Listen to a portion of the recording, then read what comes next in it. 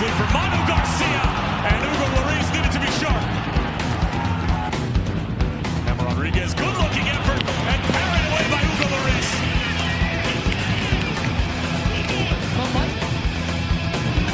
Stay put, under-delivers, good-looking ball, carried away, and then eventually sent in. And it's Aaron Long. But it's a second chance. Well done on the ball, but Hollingshead with a header that just goes right on frame. It's a secondary chance by Aaron Long with the follow-up, not giving up on the play, and everybody... Otra vez va Marca Delgado, no da respiro Los Ángeles. Martínez, ¡gol!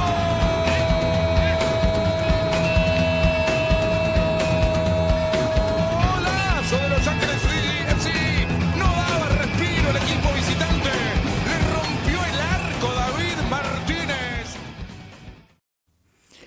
What is going on? Section 128 in the house. I'm Celso Oliveira here with Erik Hultstrom. Not live today. We are pre-recording this on Sunday. We have some conflicts, but the same idea. An agenda packed with LAFC. The next hour will be dedicated to breaking it down. This 2-0 beautiful win, Erik, against SKC, and then we'll go into the San Diego game. The first time LAFC will be traveling south to face San Diego, so there's some expectations there, Erik, to what's going on. But first off, how's it going, my man? Good to see you here. Excited to talk to you about this win that we saw yesterday, buddy. No, it's great, man. It's great. I'm sure, as you can tell by my jersey, it's Sunday right now, and we have a third-place game on the television. And yeah, and more than that, how about that LAFC yesterday? I mean, they were a team that had a tough 2 games, and yesterday they came out and with a little bit of experimenting, which we said at the last show, that's kind of something we wanted to see, and we felt like this was the game to do it. We saw a little different front three, and man, yeah, it was a great game to watch on the road.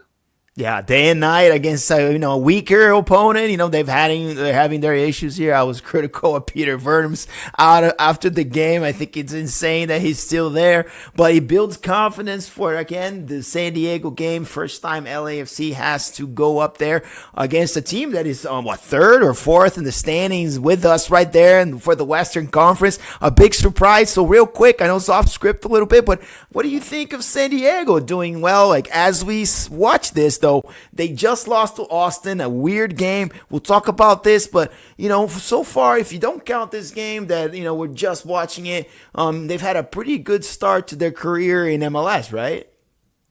Yeah, I mean they came out the gates. We know, although I guess it's getting further in the rearview mirror. Thinking about ourselves coming out as an expansion team, and watching the other expansion teams, and yeah. The majority of expansion teams look more like Cincinnati did than look like LAFC did, and Austin is one. They had a little bit of a better experience. I think Atlanta was probably the best expansion team. Their first season was 17, and they came and won the title in 18, which, we came close to winning a title our second year, but it wasn't to be. But I think, looking back, these are the exceptions to the rule. So yeah. San Diego is going to struggle, and I think part of what we saw with them in their Austin game, it's always going to be a lot of depth. Like, depth is really the hardest part about being an expansion team. And, they had Thomas Angel out there. They had Luca Bombino out there. These are academy guys that really couldn't break into our first team, and these are guys that San Diego is leaning on. And good on them. They're doing their job out there, and they're playing pretty solid, and they're seizing their opportunities. So all in all, I think with San Diego, as more film comes out on them, it might be a little bit tougher. Part of it, their explosive first game against Carson is against a very bad Carson team.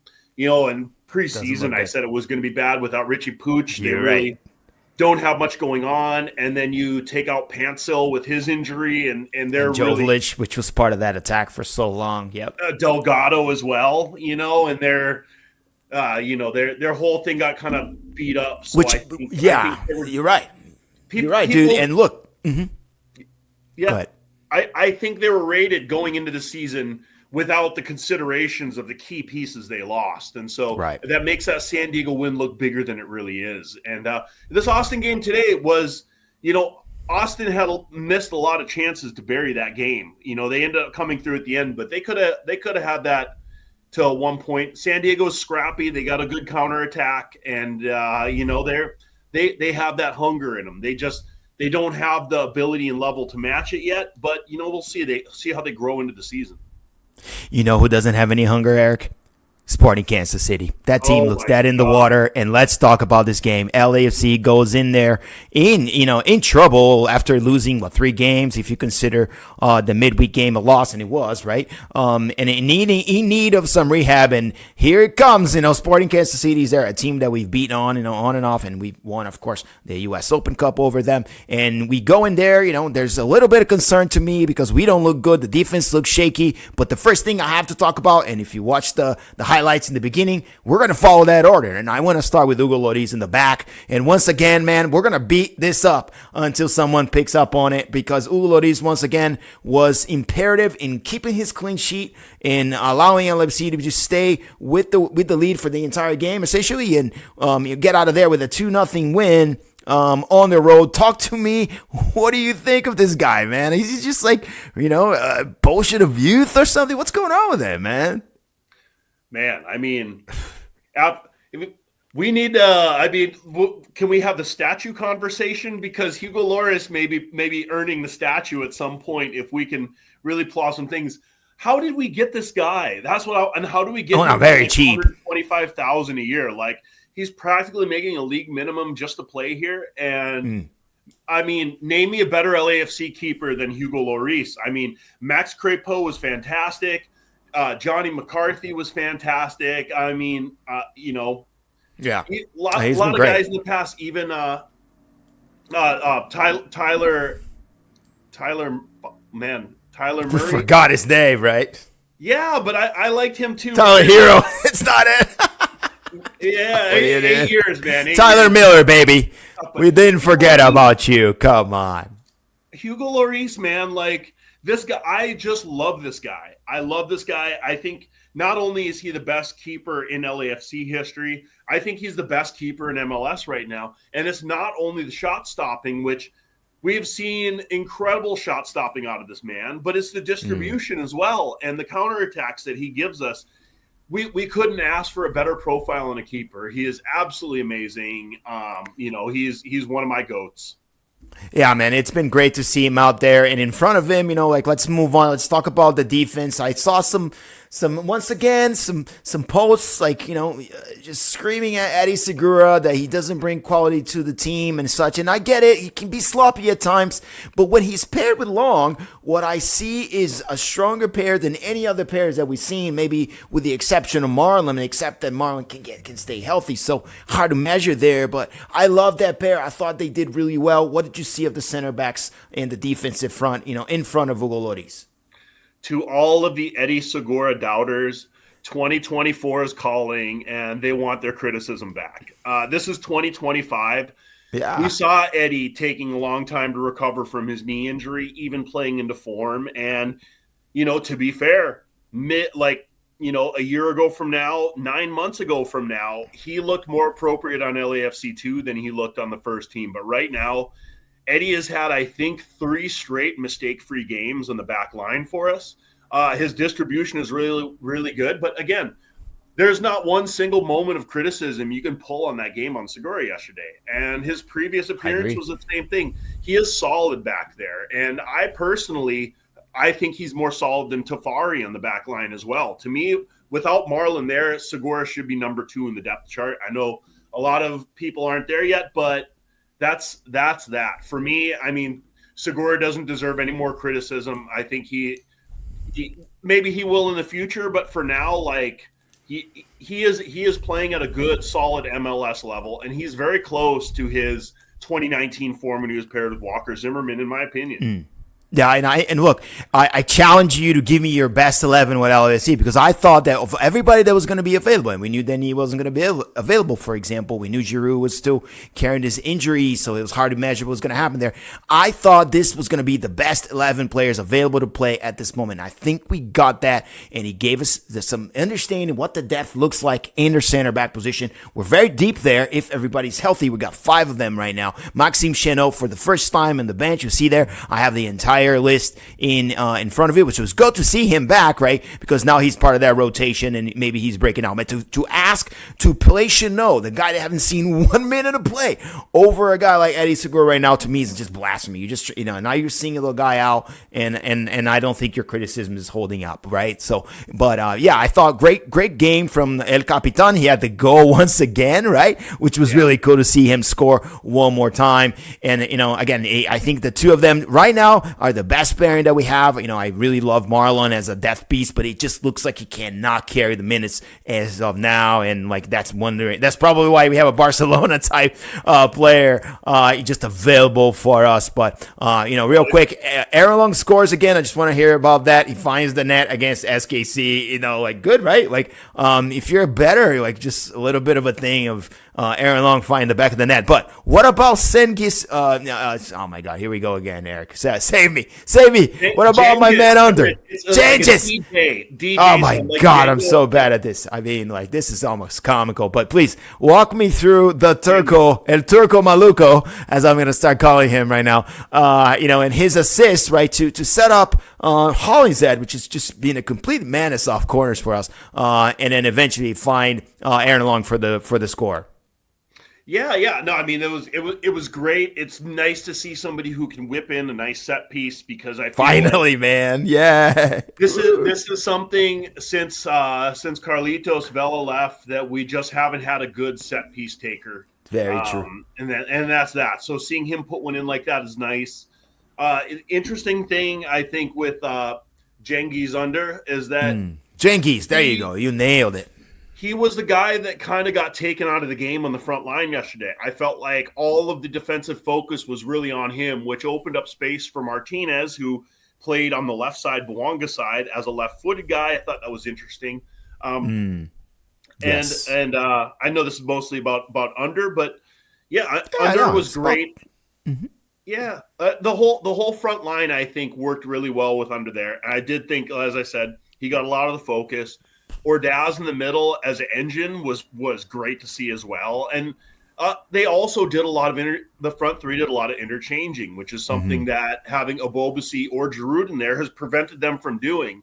And I think this is another thing that really our front three is just not the same if our forwards cannot interchange positions with each other. And having that big center number 9 in there, like Giroud can't get on the wings. That's doesn't he struggles enough in the middle. Like putting him on the wing would just make him a dead duck. So which kind of makes me wonder now. It's the most obvious question out of this game, right? Is now that we saw what we can do without Bouanga, with against a relatively weaker opponent. Let's just acknowledge that this is probably bottom of the table between both East and West, right? It's a wooden spoon team. You know what I mean? So you gotta kind of take it in perspective of who you beat, and maybe against a real team this wouldn't be so easy.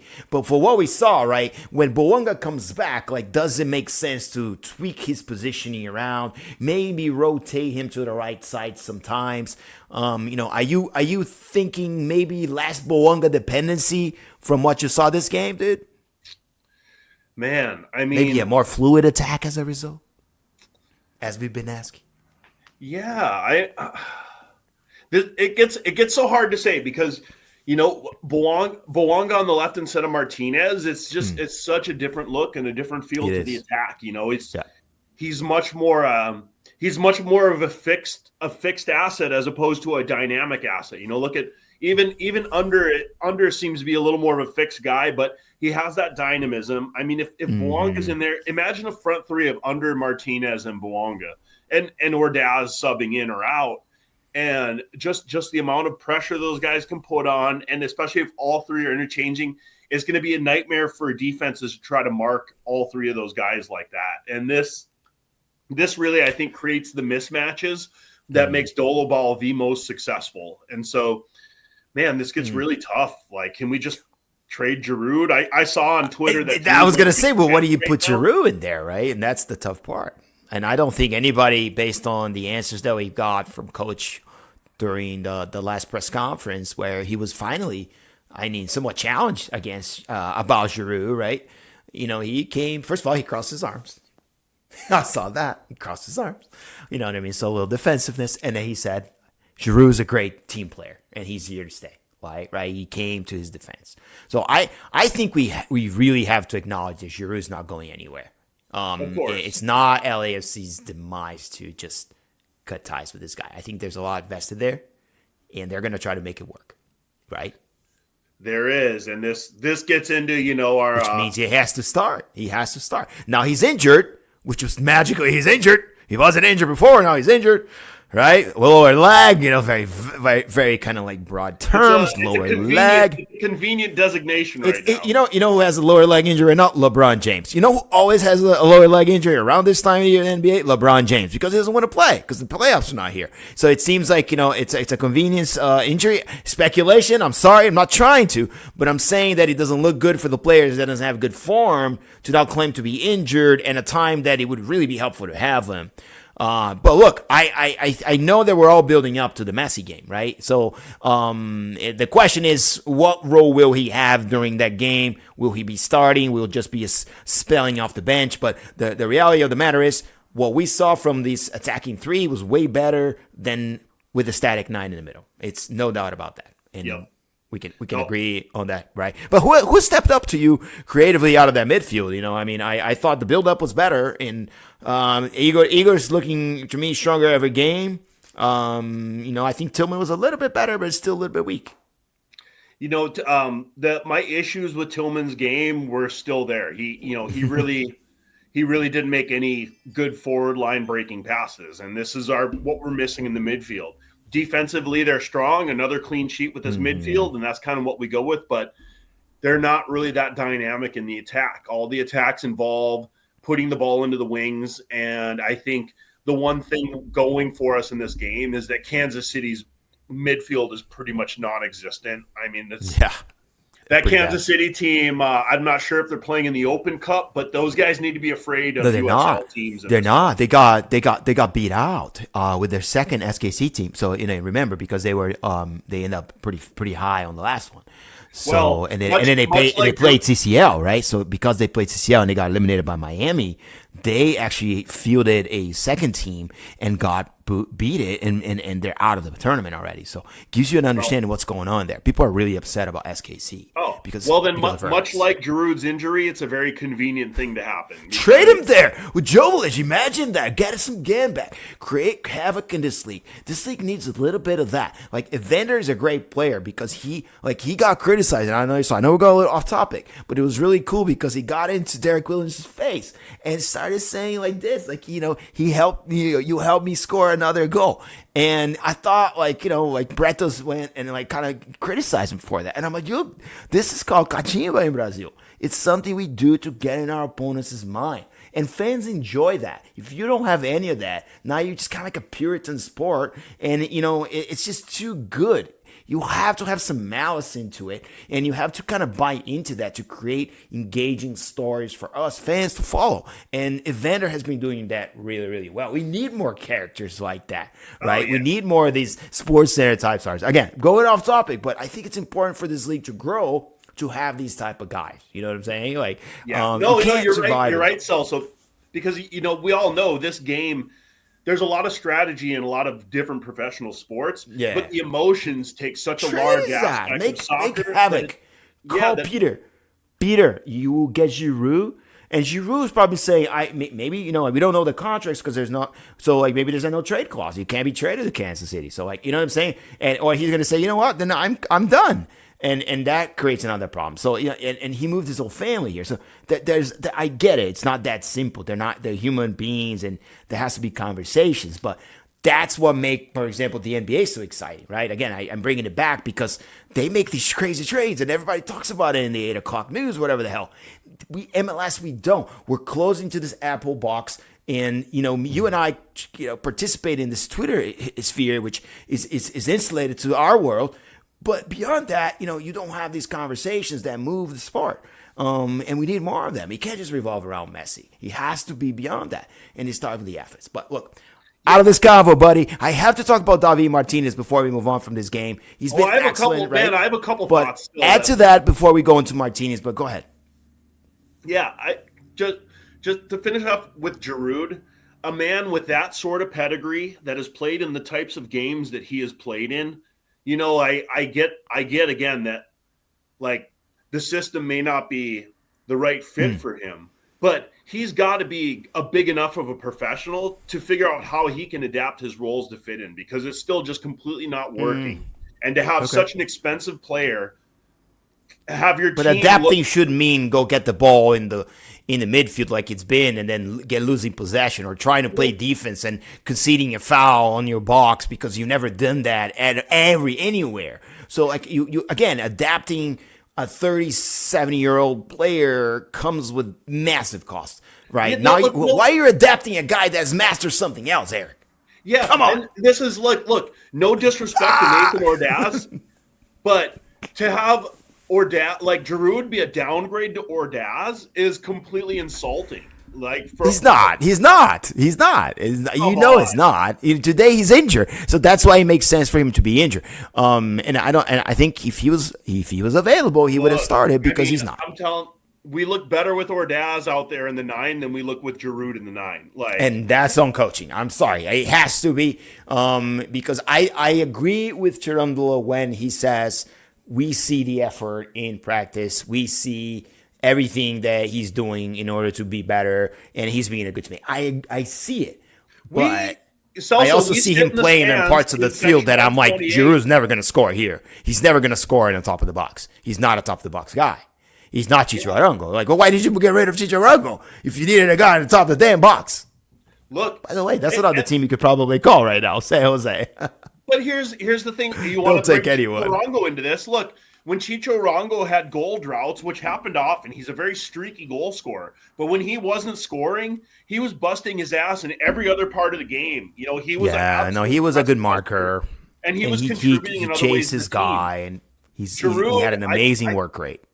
Giroud, for a guy to not be scoring, you have to step up your work rate, and you have to bring other areas of your game to try to help the team out. And when we sit in the stands and we watch him off the ball, I don't see this hustling effort off the ball that a guy like that should be afraid for his job. Just because he's paid so much, this is kind of ridiculous to me. And I personally, I'll pivot this to Kansas City and Vermees. And this is a whole MLS problem. Vermees should have lost his job years ago. And this guy still sits in his job because he's more than the coach of the team. He has multiple roles there, and everybody knows. And he controls ownership. So he has got too much power. And the thing is, anywhere else in the world, the fans would have torches at the gates at this point if that guy's still in that job. Because they'd be like, look, this team is a fucking joke. This team's space in the standings is a joke. It's not getting better at all. It's time to change shit up, or it's getting worse. The people who are paying money. They were a respectable franchise. They had great players. They had people that wanted to go there. They have a full stadium. It was hard to play there. It had all the likes of it, and it slowly just kind of died. I mean, when you look at that team and you say they've never recovered from losing Breck Shea. It's come on. Or Graham Susie or some guy. No, it's messed up. Yeah. It's a team that's living in the past a little bit, and maybe, I love him to, I don't know, to do something, right? Because it gives our league a bad rep, and I want our league to grow, and I think, Kansas City is a great place to grow the league from the inside out. So they need to figure that out. That's their problem. I have to get your thoughts on Martínez. He looked great once again. I think what Dolo is going to have problems now is that he's got 4 caliber players that can play in an offense, and only 3 spots if he wants to keep playing this 4-3-3 that we're seeing in the screen here. So with Martínez is a de facto starter for us, and I didn't understand why he didn't start some of the games that we lost in the recent past, and I don't think he's going to get out of the starting lineup anymore. Am I correct here? Like he's been looking great and better every game. No, he does. He looks solid. I love his performance in the game. I loved most of it, but I will throw out there that Martinez, he still has trouble finishing in front of net, and we saw him put a couple shots over. He buried the hard one. Not that first one, buddy. No, that thing was a monster. He buried that thing one, was a monster. But he had two misses in front of net that had an even better chance of putting in than that shot. I mean, that shot was just he beat the seams off that ball, and that had zero chance for the goalkeeper. But he also had that left-footed kind of curler from the top of the box that he had a whole open quadrant of the net and missed it. And he had another one too that he put about 10 feet above the crossbar. That these are the things that for him to really take his game to the next level, where he's going to get talked about moving on to Europe, he's got to bury these chances. And so for me, I shoot every time though. You know what I mean? No, because I think know, his chance of scoring is higher than any of the other guys I used to shoot and be like, oh God, like B-Rods of the world. So I mean, I love it. He's got a missile, and it's getting closer and closer, man. No, I'm not saying I don't love him. I'm not saying he shouldn't shoot. I'm just saying that like he's got to bury the ones that he's put way too many shots over the crossbar for me.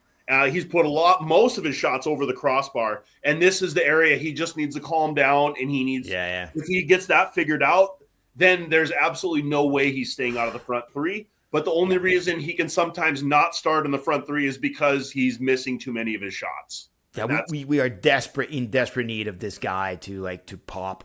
After Bogusz, that was one of my tweets this week. I think got like most love, which is like after Bogusz left, like that was just a massive void we really didn't talk about or flushed it enough. And none of the guys have been able to step up. And now with the knees, with a little bit of a drought in MLS, it has really hurt our offense, and it made us kind of suffer in some of these games, right? And and we saw it for the first time. We looked good up front.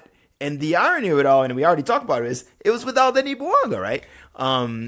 So this seems like we're getting once again more fluid. He brings that creativity, something we talked about the last show, right? I don't think he should ever leave this starting lineup. He is the guy. He is La Joya Venezuelana, and he's La Joya de LAFC. And he has to stay in our starting lineup for as long as he's healthy, in my opinion. But if I wonder if he can start in the false nine position. 100%. I think a front of Cengiz Ünder, Denis Bouanga, and David Martínez front three. I mean, I would take that all day. I think I had a little feeling. What if we moved him into midfield, much like we did with kind of Bogusz? But he can on the left, but I don't know. Yeah, he played the 10, which I would love to see you play the 10, right? Which is kind of what I was kind of leading into, which is if you want to play all four guys, you bring him as the 10, and you bring someone very close, very, very, very, very close to Giroud up front, and now you have a beautiful triangle, right, in each side, which can become more fluid and allow Giroud to just be a static knight, stay in our box, do not move. Right, but that's going to tax the other guys, and he's going to take one midfield away. Maybe it's Tillman, which hasn't been effective at all, and he gives a little bit more midfield depth. But that requires our coaching staff to really think outside the box and come up with some ideas that I don't think we're ready to see from them. They're very conservative, pragmatic people. They're going to go with what it works most of the time. Right? And that's the Dolo ball. And this time it worked well. Now will it work against a better opponent? Great segue into our next topic, which is San Diego. We started talking a little bit about it, right?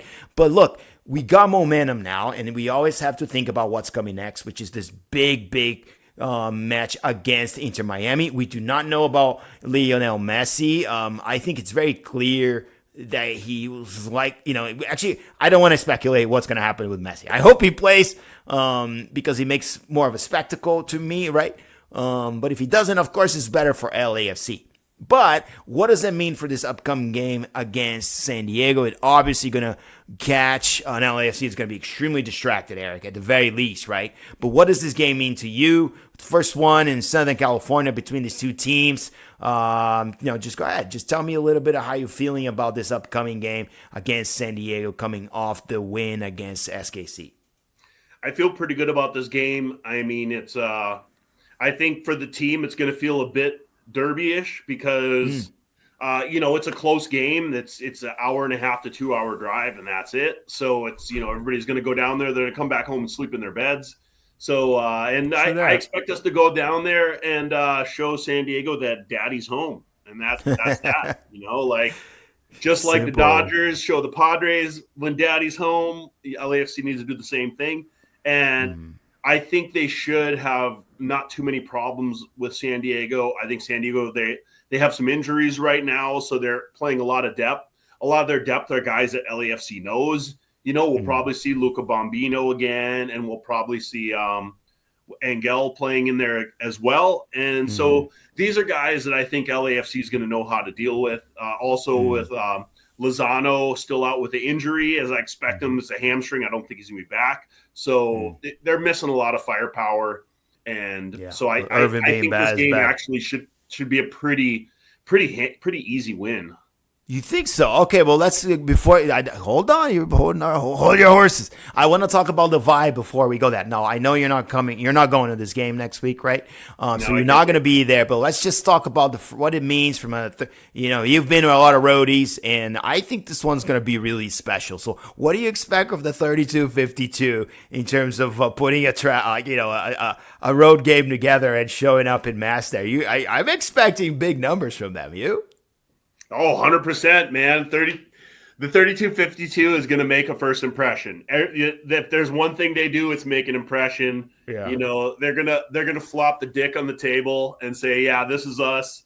No other supporters group is going to come in and take it over. They're going to set the bar so high that no other team supporters can match it because that's who we are. They've done since they began. That's who we are. And Cali Cup is born, baby. I've been asking for MLS. If you've ever heard our pod, please bring the Cali Cup to California. Make it happen. No, I think it's exciting, dude. It's just 2 hours away. We already don't like San Diego in baseball, so I think a lot of Dodger fans are going to kind of get on that bandwagon of not liking them. So do you think it could be a future rivalry? I think so. I think we could become pretty good foes in the future, and you know what I mean? I think they can really come up with a nice, nasty, but nice rivalry.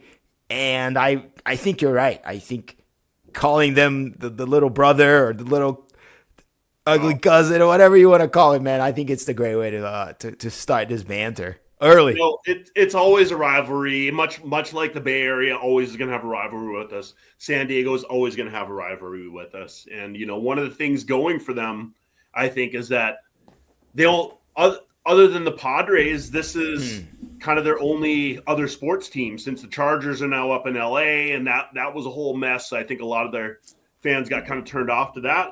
They have the Padres and they have SDFC now, and so that's the two things that they're going to rally behind. And looking at this game right now, the cheapest tickets in the nosebleeds right now are starting at $94 plus fees.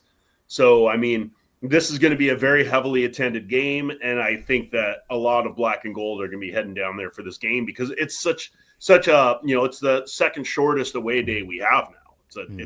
It should be a blast. I'm really and we're one of the better traveling teams, and I love that about us, and I'm going to always preach that more in our league. It solidifies it, legitimizes it, and if you're going out there, shout out to you. I cannot make it. It's going to be my birthday, and I have other plans, but man, I really wish I could. I think it's going to be ecstatic, and shout out to everybody who's going to make that trip. But I want to hear about what you expect of a lineup. Yesterday, I finally saw some really cool things in terms of the players who played off the bench. Only youth came in, if you noticed it. A lot of young guys.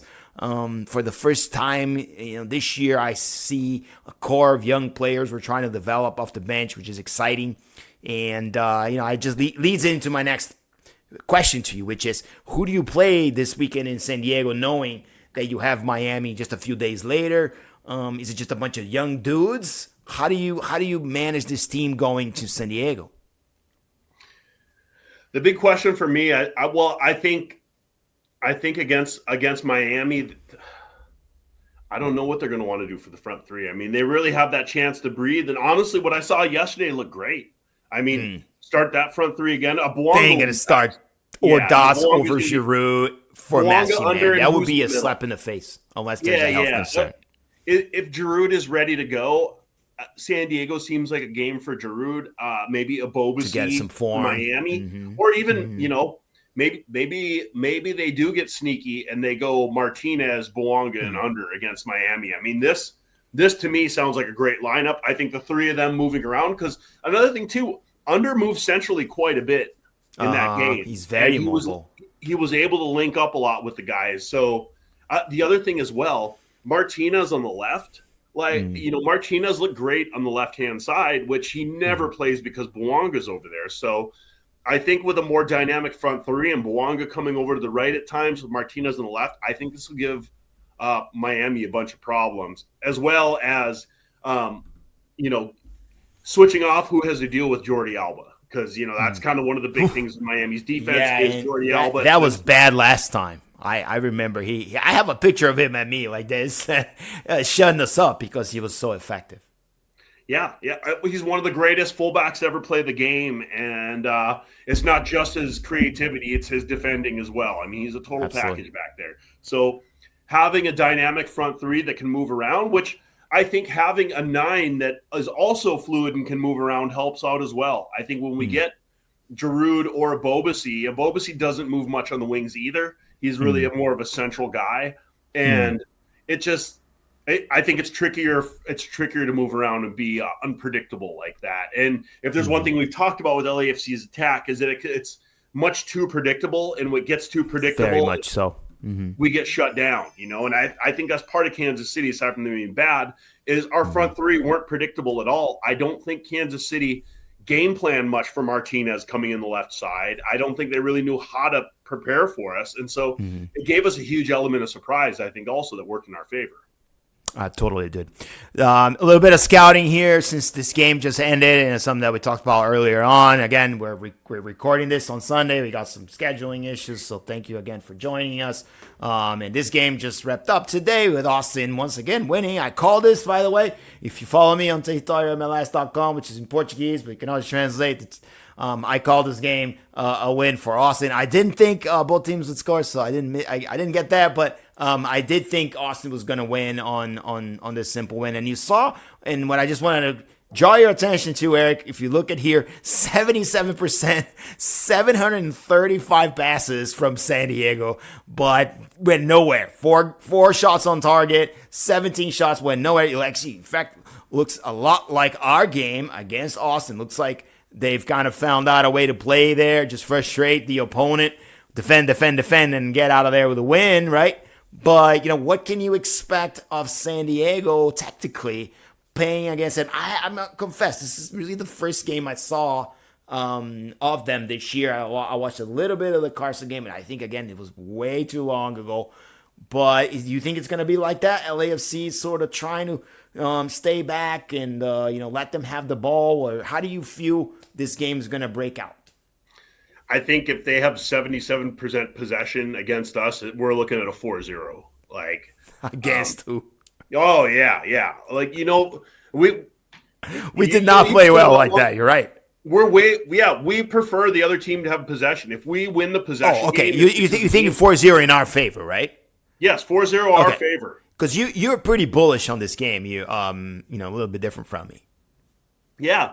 I think if San Diego can put us into a position where we have over 50% of the possession, the games get harder for us. But I also don't think that – I think that San Diego, just the way their roster is, they kind of have to play like a high-press possession game, and that's how they make things happen. They also win the ball in transition, but they also play a lot of possession.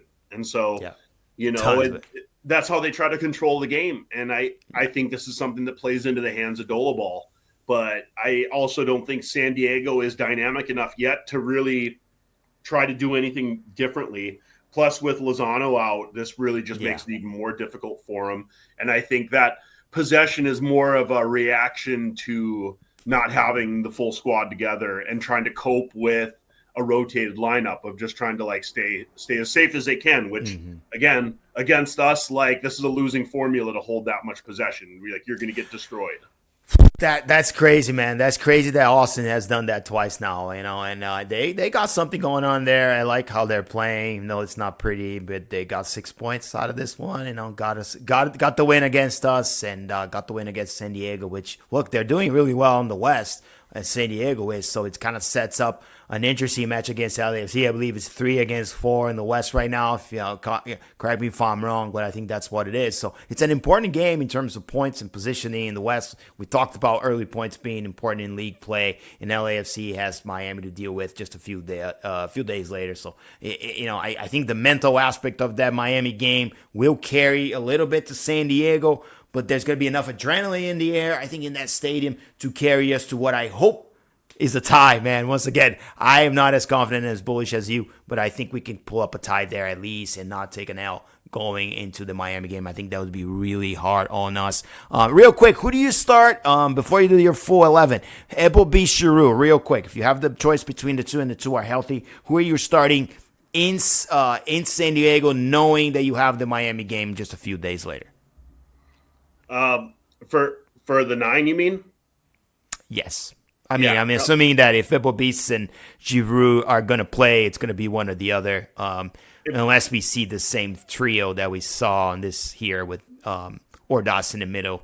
But I doubt it. Well, and then we're going to have Denis coming back as well. So, but I think maybe we go back to Giroud, but maybe we don't even see the two of them. And that's okay. Maybe your answer is neither, right? We keep the two of them and we ride Martinez, which is a good formula as well, right?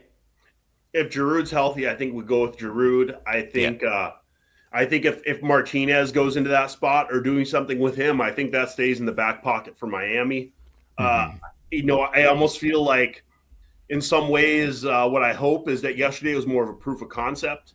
And this is what good teams do. You don't show your cards against a good team right away. We don't go out and show everything we're going to do. We keep that in there to keep them off balance. So when they come in, we give them a situation they haven't prepared for, and we make them adapt. And I think this is a way that you can make them uncomfortable. It's a way that you make teams make mistakes, and that could be a way that we kind of come through and bang some goals out. So that's what I would like to see with this San Diego game, is kind of what we have been doing. If Giroud's good, put Giroud in there. Otherwise, put in a Bobasi. And then Bouanga is going to need to come back in to, get back with the team. He scored a couple goals out in Gabon, which is nice. I think he got 2 against Seychelles.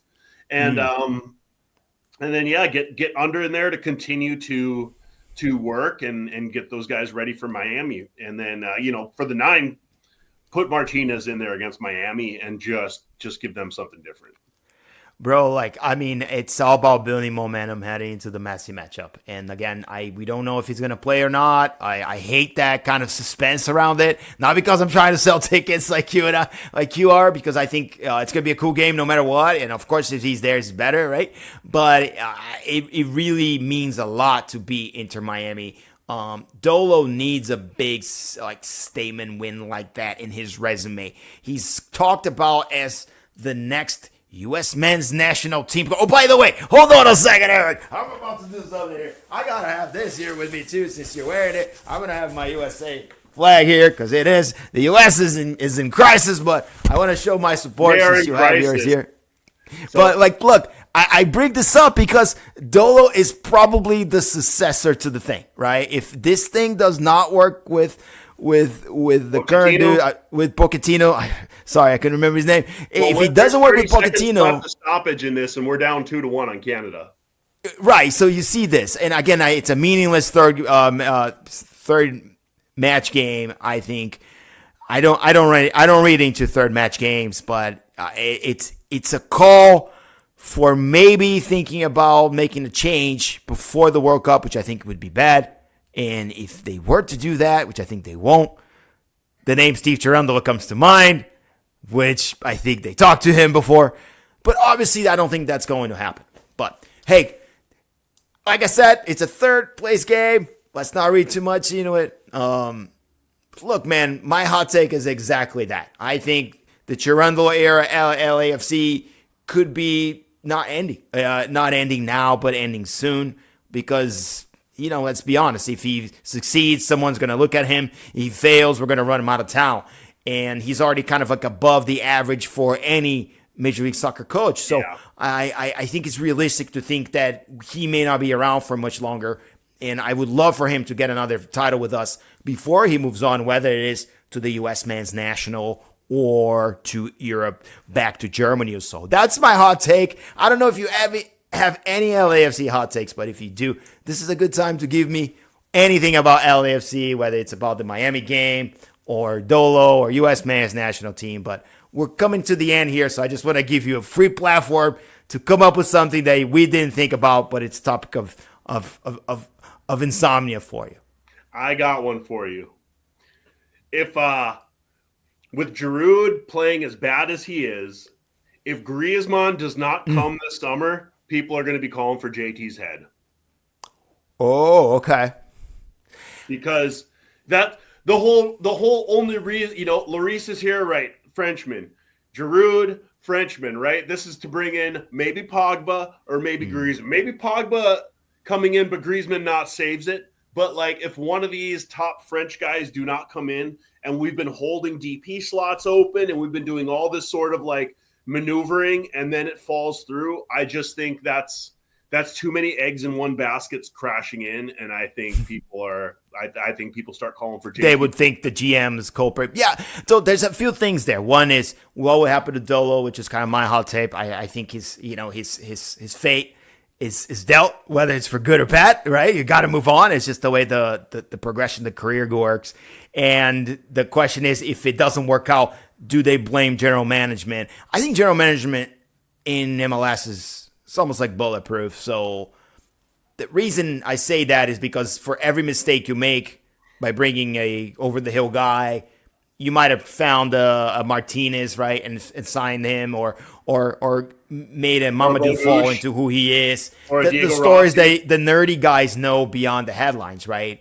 I don't think LAFC overpaid for Giroud, if I'm not mistaken. We don't even come up with any money out of the pocket to sign him. Yeah, I don't think so either. So it's just a salary deal, which is we really have nothing to lose other than the salary allocation that is given to us from Major League Soccer. DP slots are critical. So he's a DP slot, which is, again, offset by the league's policy. So we're putting very little into the Giroud bucket to call for his head. However, I think you're absolutely right, because these major deals are what people think about, and it's what the marketing team is worried about, right? So it's got a lot of it needs to work. And if Griezmann doesn't come as a result of his failure, then it's even worse, right? Now we're totally in speculation mode, Eric. But, it is what it is. But look, man, that's I also my hot take. It's a great hot take, and I think it's possible that people will start becoming a little bit more fed up with general manager John Thornton. However, we know here that he's been awesome and bringing and finding things and guys that Mateus Bogusz, another dude. No one had thought that we could ever sell that man for how much we sold. We fleeced those cement guys for a lot of money. He's awesome, but is he worth $8 million? Rattle off, right? It's crazy. Yeah, we can rattle off successes. Chicho Arango from Millonarios, like what a find that was. What a find that was. And I'll preface this with, if we win, we go through, we win CCL, like everybody's golden. Everybody's bulletproof at that point. Oh man, yeah, I agree with that. But that will take an act of a lot of things happening and coming together, which I will. You're absolutely right. But, and I will say, a massive win for our club, dude. Looking at this now, third place loss to Canada. I mean, I know a lot of people, especially non-LAFC fans, they don't like Dolo, but I think Dolo would actually do a really good job with this team, because Dolo, if there's one thing we've seen, is he builds a really solid defense and a solid structure. And I think it would be no different. We'd see a lot of maybe 1-0s or 0-0, a lot of draws, but I think our defense would be really, really solid. And that's we've just seen what he's done with LAFC's defense, and we're one of the strongest defending teams every year he has been here. It's an emphasis, and defense wins games. Defense wins games. You just saw it against Panama because you weren't able to hold him up. But look, dude, I love what we got. We are building on. Under has kind of given us a wrinkle that I haven't seen from this team. We look good against SKC. Now it's about building up, in San Diego so that we can continue this big journey on CCL, which now includes Inter Miami and what probably will be two Liga MX teams unless Carson comes out of nowhere and beats everybody on the other bracket, which I don't believe it's going to happen. But look, man, it's been great. It's time for our score predictions for this San Diego game. You've kind of hinted already what's going to happen. And do we need to do a Tuesday prediction? No, that's the only one, right? Do we need to do an Inter Miami? No. No, we'll be here next week. The first week of next month. Perfect. Then we got a whole week and then go to Houston and everything else. We'll have that show. But yeah, tell me what you're thinking on this score prediction in San Diego before the Miami game. San Diego it's. You said it. Yeah, I said 4-0. I'm gonna say a 3-0 because I don't think that they keep 77% possession against us. Yeah. I think it's gonna be more like a 60%. So it's only gonna be a 3-0. I almost want to give them a goal on like a stupid penalty, us giving them a stupid penalty, just because they're going to be at home with the energy. And I feel like if we jump to a lead, we're going to give up a soft penalty because referees hate us. So, but no, I'm not. That's a very good point. Well, they got to score on us somehow, man. That's the truth. And okay, so what's your final score? 3-0, Lloris continues to be the god of the pipes. The god. All right. God of the pipes. I love that name. Oh, my God. That'll fit on a T-shirt. All right. To me, so if you saw the stat I put up early, 11 corners today, and that's our weakness. So I expect us to kind of mess one up there, and they get one.